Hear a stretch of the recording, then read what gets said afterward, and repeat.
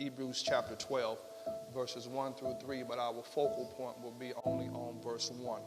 NIV reads as this. It says, "Therefore, since we are surrounded by such a great cloud of witnesses, let us throw off everything that hinders and the sin that so easily entangles.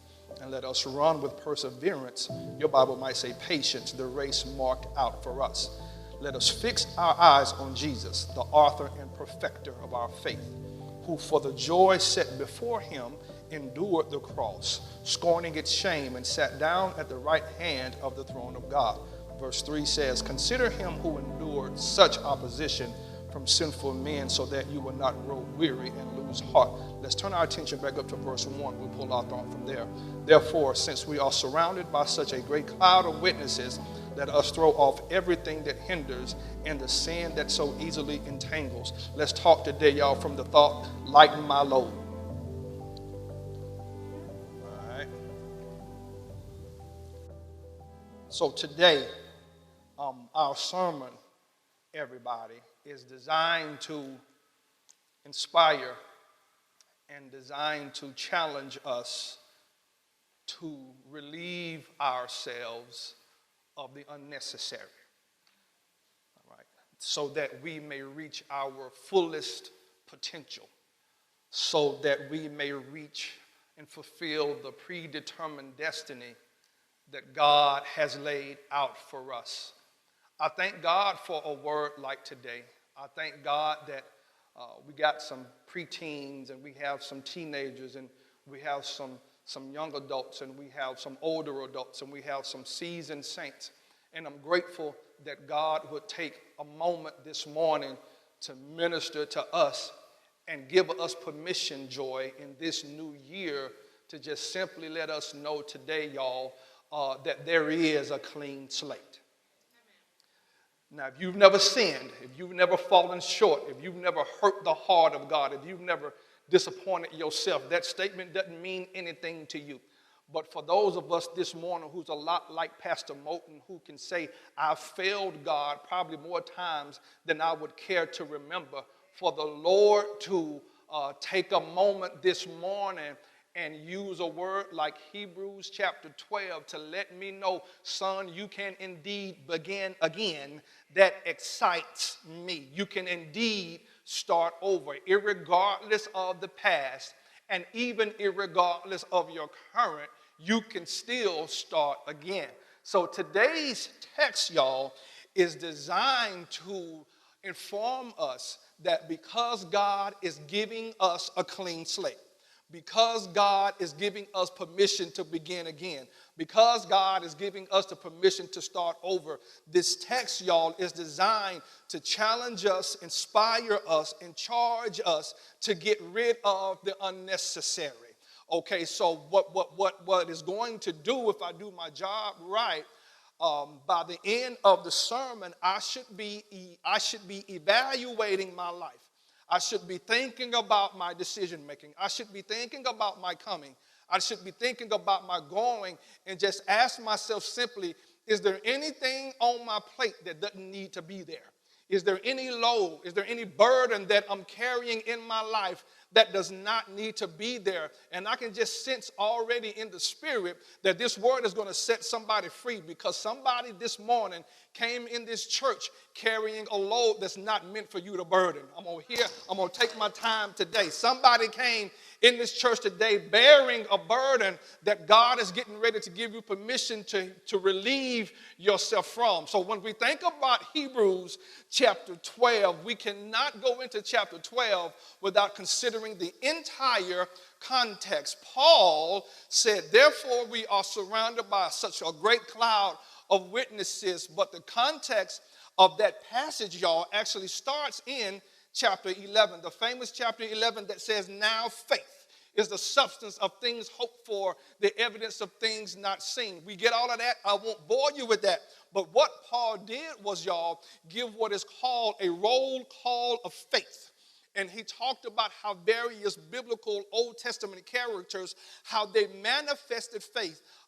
Characters like Moses, characters like Noah, Enoch, characters like Abraham, Isaac, Jacob, characters like Moses, how they resembled a life of faith, but how they all called themselves, get this, they all called themselves pilgrims and strangers and aliens. Now, spiritually, what the word pilgrim, stranger, alien mean, it just simply means that the old folks used to say, I'm a pilgrim and a stranger traveling through this borrowed land. So a pilgrim and a stranger, they have no permanent residence. Yeah, they have no permanent place. They understand that they are only here for a season. So the Old Testament characters that Paul highlighted in chapter 11, Paul said that these Old Testament characters in chapter 11 knew and understood that this world is not their permanent place, and that they were indeed hoping and expecting and anticipating a more permanent, heavenly, better place than this one. When you study the Old Testament characters closely, when they were being executed for their belief and their faith in God, you'll find out that none of them wanted to stay here. Can you believe that? None of them wanted to stay here because they knew heaven awaited them. And so what happens then, Paul celebrates the roll call of faith. Paul highlights their faith, and then he goes into chapter 12 and says, therefore, since we are surrounded by a cloud of witnesses, let us throw off everything that entangles, let us throw off the sin, and let us run this race with patience. So what Paul does is, y'all, you got to catch this. He pulls dead people from chapter 11 all the way into chapter 12 and said, you let these folks who are no longer here still inspire you, still challenge you, still motivate you to walk and live in a life of faith. Paul said we are surrounded by a cloud of witnesses. Time out, Paul. Who are the witnesses? The dead folk in chapter 11. Paul is saying, even though they're dead, their lives still speak. So they lived the type of life that could encourage those who remain. They lived the type of life of faith that could inspire those who remain. The reason it is important, Mama Yolanda, that we have a clean slate, because Paul is telling us in that one little phrase about being surrounded by a cloud of witnesses, he's telling me that I'm supposed to live the type of lifestyle that when I'm dead and gone, I'm still speaking to somebody. So Paul said we are, y'all, surrounded, we are encompassed by all of these examples in terms of how to live by faith. So if I say that I have faith in God, and I say that I believe in God, and I say that I believe in heaven, and I say that I anticipate and I'm expecting another place, Paul said you got to be like the witnesses and demonstrate that in your behavior. So in other words, Paul is saying, if I believe that heaven is real, show some sign. If I believe that God is real, show some sign. If I believe that there is a better place than this one, show some sign. If I don't want to stay in this earth, but I understand that there's a permanent, better place for me in heaven, Paul said, show some sign. Well, what's the sign, Paul? Let's throw off the burdens and throw off the sins so that we can run this race a little lighter. Is there anybody in 2022 that can be on purpose about lightening your load? So he says, I got one verse, that's all I got. I'm going to leave you alone. Therefore, since we are surrounded by a large number or a great cloud of witnesses, the witnesses, y'all, again, are those in chapter 11, but those who can testify of the life and the results of living a life of faith. So the Old Testament characters, Mama Vicky, they could stand, they could bear witness of living by faith indeed has its results. That there is, God honors those who choose to walk in faith. God honors those who don't want to stay here. I know we want to live forever. I know nobody wants to die. But church, we have to understand, if I know that there's a better place than this one, I got to want to leave here.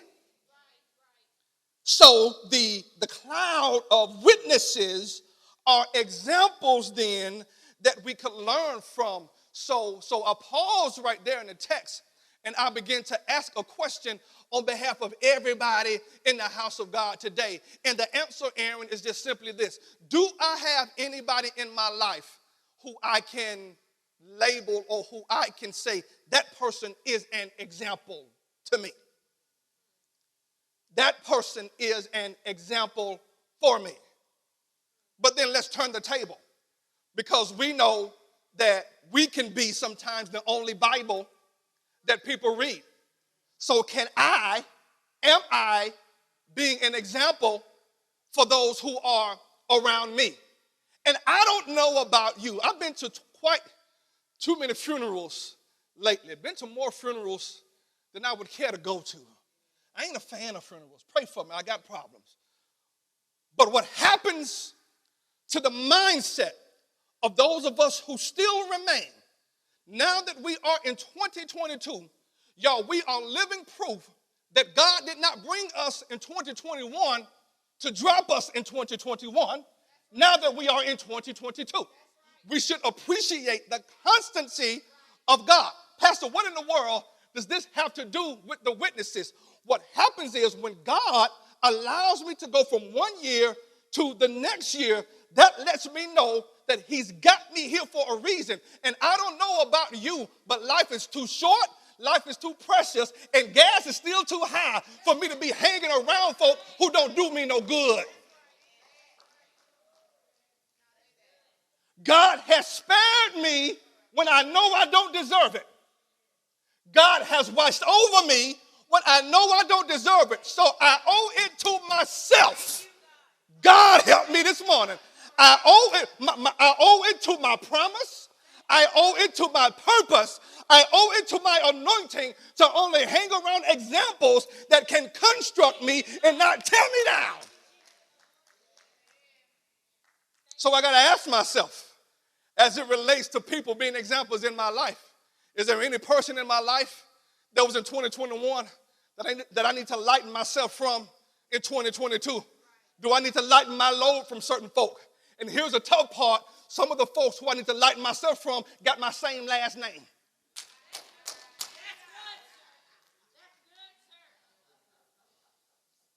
2022 is the year for me to lighten my load.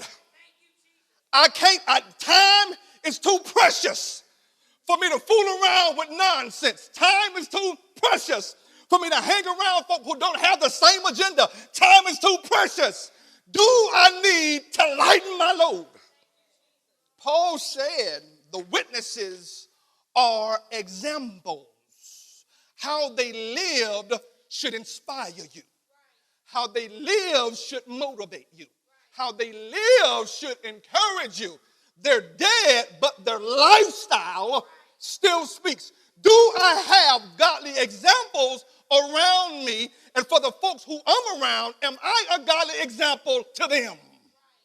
Come on, read verse 1. Come on.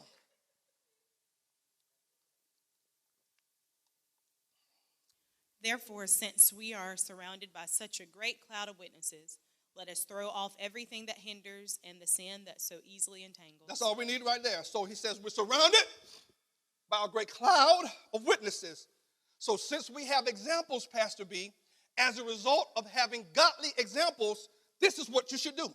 You should throw off everything that hinders. Throw off, in other words, lay it aside. Renounce these things.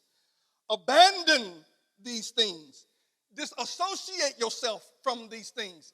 Disattach yourself from these things. Now, this particular phrase, y'all, let's read in context. Paul is not talking about sin. He mentions sins after the and.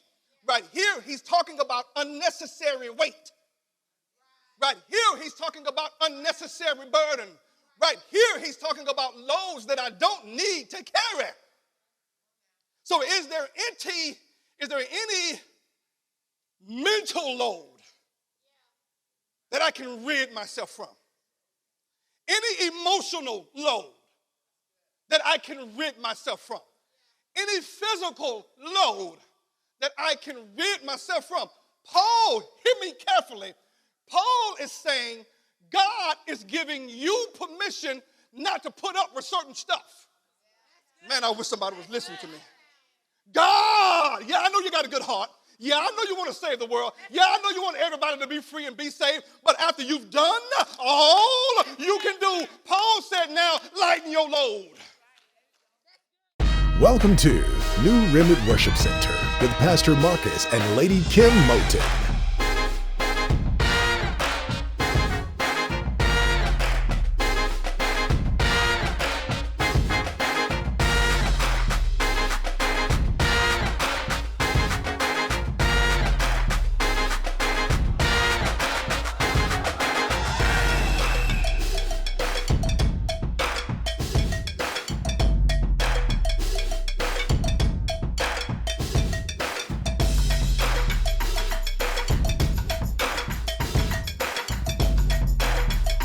Social media family, I am Pastor Marcus Motton. We are New Remnant Worship Center. Listen, it's going down. 6001 County Road 47, St. Florine, Alabama. If you are unsaved, unchurched, disconnected, I personally invite you to come and worship with us. You ought to want to come to be connected. 6001 County Road 47, 10:15 every Sunday. You are welcome. You are invited to come worship with us.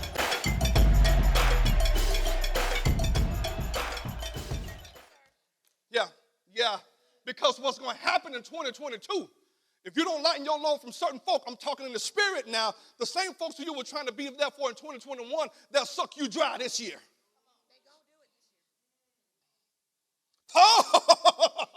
Paul said, throw aside, watch this now, everything that's hindering me.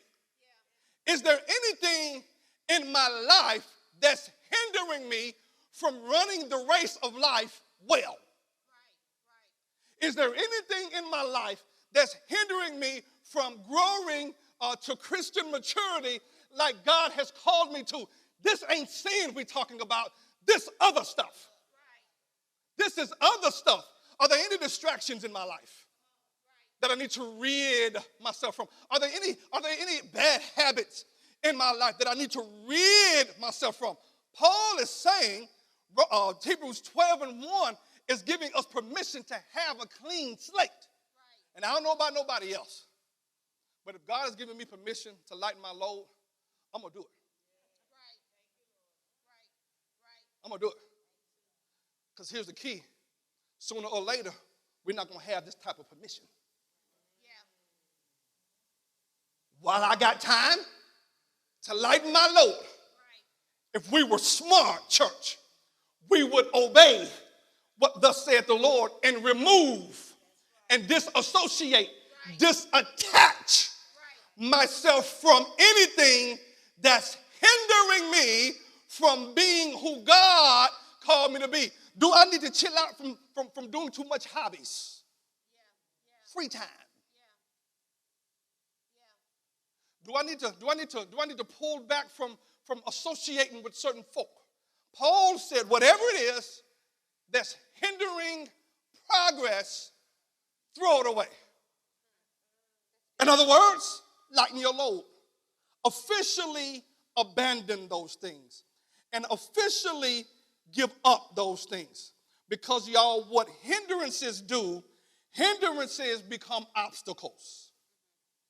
The word hinder, the word hinder translates to mean weight in King James. So that word weight, y'all, catch this. In the King James, translates to mean bulk. The word weight, let us throw aside every weight or everything that hinders. That phrase in the Greek translates to mean bulk or mass. So I had to stop, JG, and think about that. You know, you can go to Walmart and buy one thing of ketchup. But you can go to Sam's and buy ketchup in bulk. 3. Bulk means it's a lot of it. Bulk means, if I may, it's too much of it. Paul is saying, get rid of the too much. Get rid of the bulk. Get rid of the mass. Because it's too much. It's weighing you down. I wonder, Dr. Winston, if we can handle if I told us that Paul is actually giving us permission to be selfish about ourselves. That's good, sir. That's good, sir. And somebody on this side, you're trying to be everything for everybody, and you've lost yourself in the meanwhile.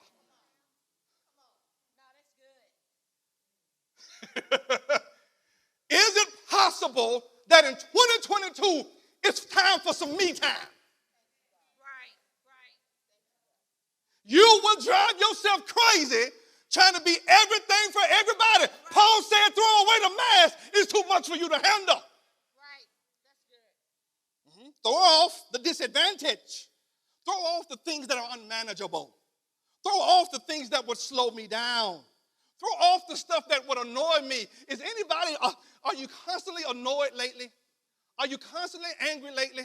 Paul said, throw it away. It's to a disadvantage. Are you constantly getting ticked off real quick for no reason? Paul said, throw it away. It's to your disadvantage. It's hindering you. It's slowing you down. He said, lay aside every weight and the sin that so easily entangles. So now that word sin in the Greek, y'all, translates to mean faults and failures. Okay? But check this out. That word sin also means to forfeit. It means to forfeit. Forfeiting means I have to give up something because of a penalty. Right? Forfeit means I give up something because of a penalty. But the penalty, obviously, according to the word, is sin.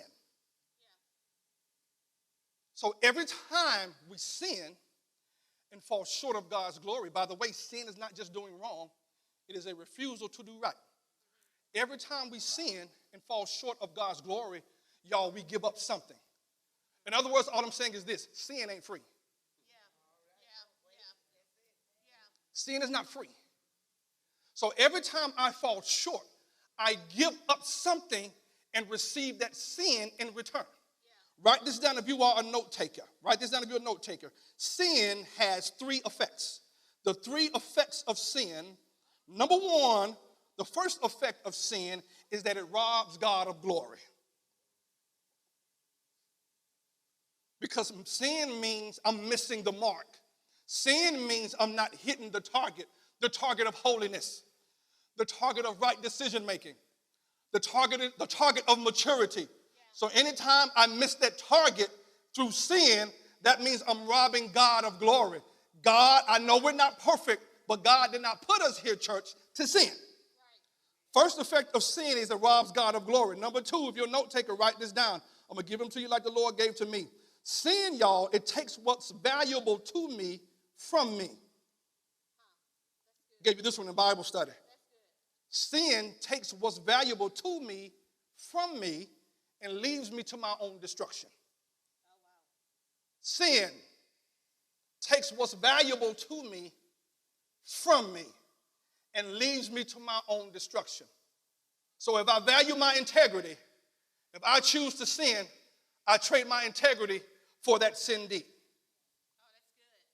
If I value what people think about me, if I choose to sin, I trade people's perspective and what they think about me, and I exchange that for sin.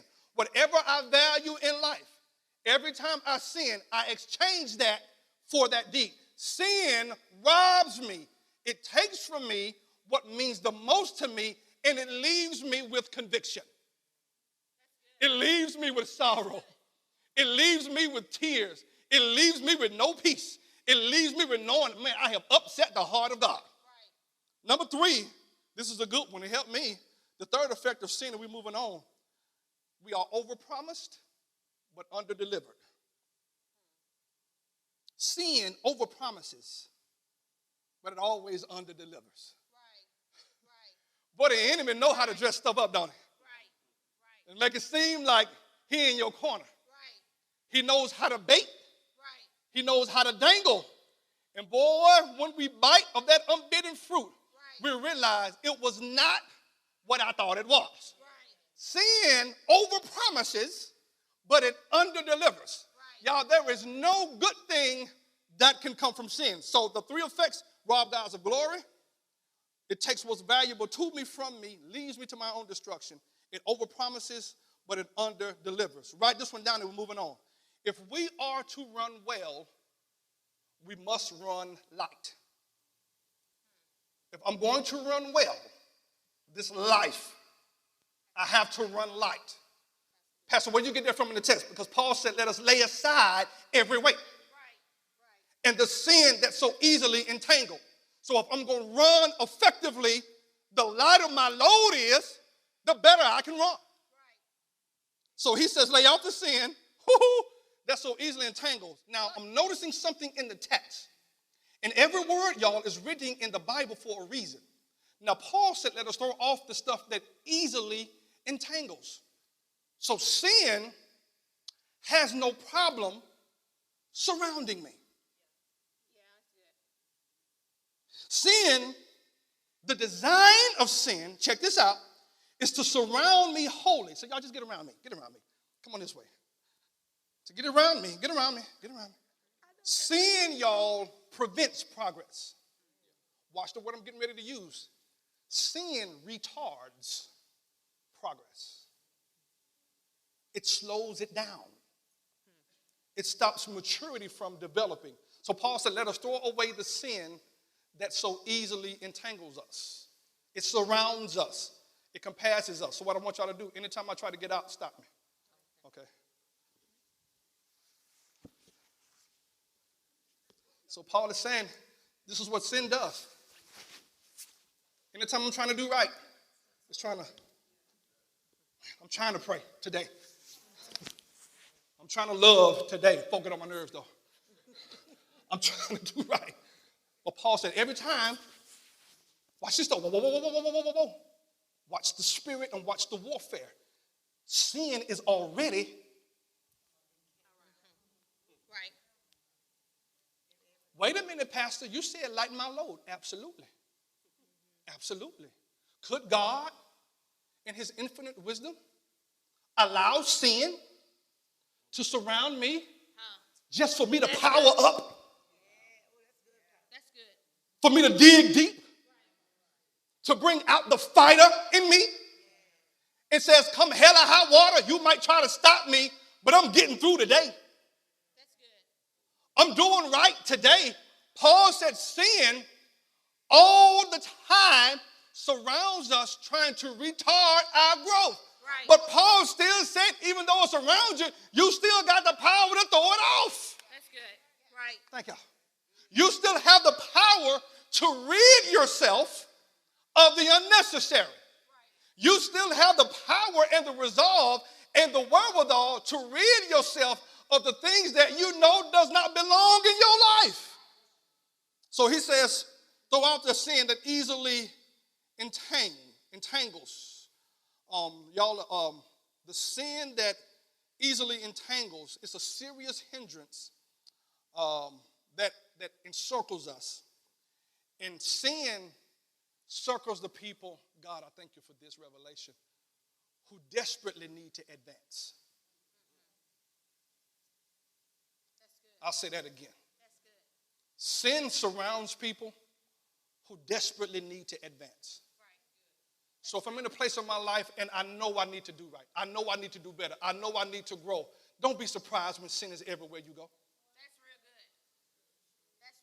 Because the more sin that surrounds me, that should let me know, man, I need to grow right here in this moment of life, in this place that I'm in.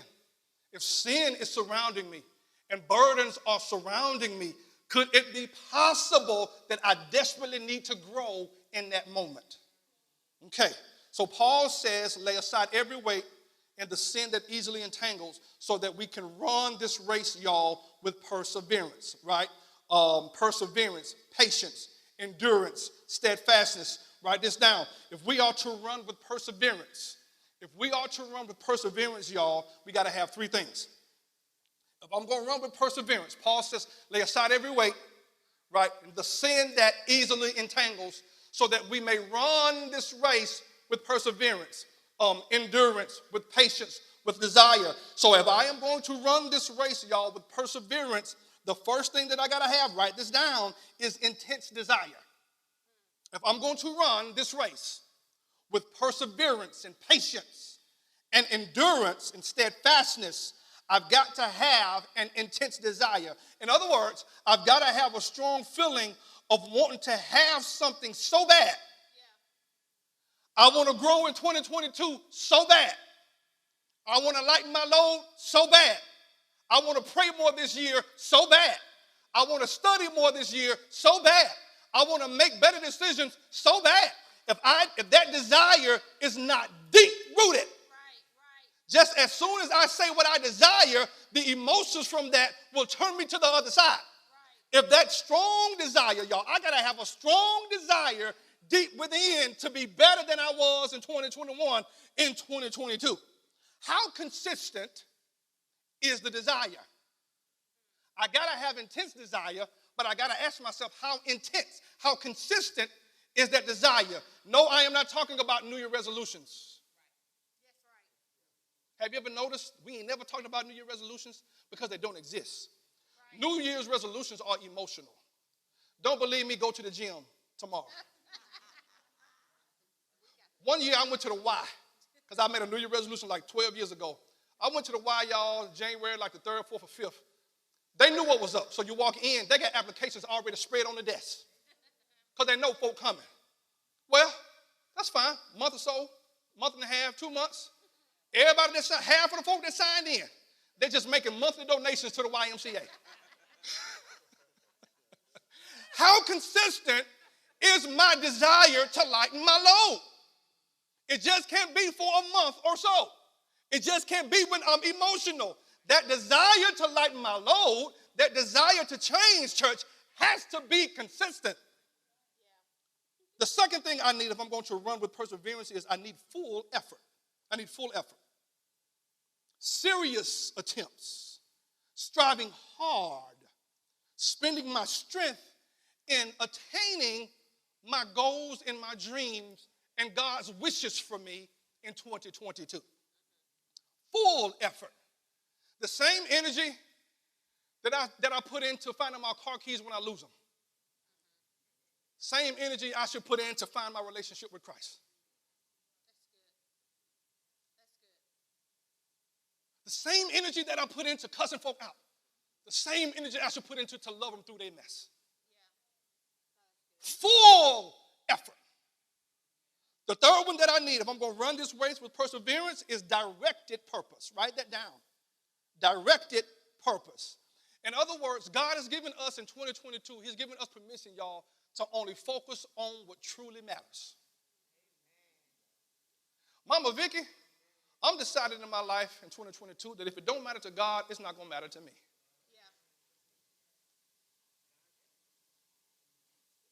If it don't matter to God, I'm not going to let it matter to me. So when you text me this year with something that's wrong, don't be surprised if I find me a gift online or a picture online that just shows a man in a boat.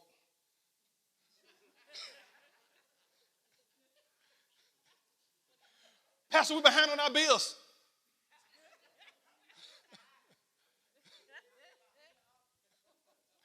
If it don't matter to God, don't let it matter to you. That's probably was a bad analogy, but you understand. Directed purpose. Focus on what truly matters. Ignore distractions. Listen to me. When I talk about having directed purpose, ignore distractions and manage my attention. God spoke to my spirit, y'all. Please write this down. I hope it helps you like he helped me last night. Manage my attention. In other words, pay attention to what gets my attention. Pay attention to what gets my attention.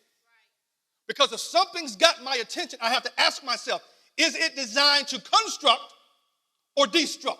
What's the purpose? Why does it have my attention? Because I understand that my purpose in this season that I'm in has to be directed if I'm going to lighten my load. I need intense desire, I need full effort, and I need directed purpose. Focus on what truly matters. Ignore distractions. Manage my attention. Pay attention to what gets my attention. And finally, Paul said we run this race with perseverance. All he's saying was run this life with patience. Endure hardships with patience. Endure tests of faith with patience. I like this part and I'm done. He said run with perseverance the race that's marked or the race that's set before you. In other words, y'all, the life and the destiny that God has called us to complete was already there and in position waiting on us. That makes sense? Paul said, run with patience the race that is set before us, that is set before us, that is set before us. Your destiny was predetermined before the foundation of the earth. Your destiny was there waiting on you. Your destiny is not going to change, but you need to run with perseverance if you are to meet what's already there.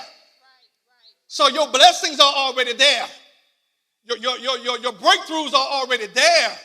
Goodness is already there. Spiritual maturity already there. Paul said, I just need you to run light. Lighten your load so that you can get there. It's already there. Lighten your load and run. God has appointed church, and he has destined things to be done in our lives. He has appointed and destined things to be endured. He has appointed and destined things to be received. So because I know my life is already set and destiny is already set, let me lighten my load and run with patience and perseverance that I would get to the end goal and what God has for me on this side of heaven. Amen. You have been listening to New Remnant Worship Center. Join us again next week as we continue to keep the faith in these troubled times. And until then, remember Acts 17:28, for in him we live, move, and have our being.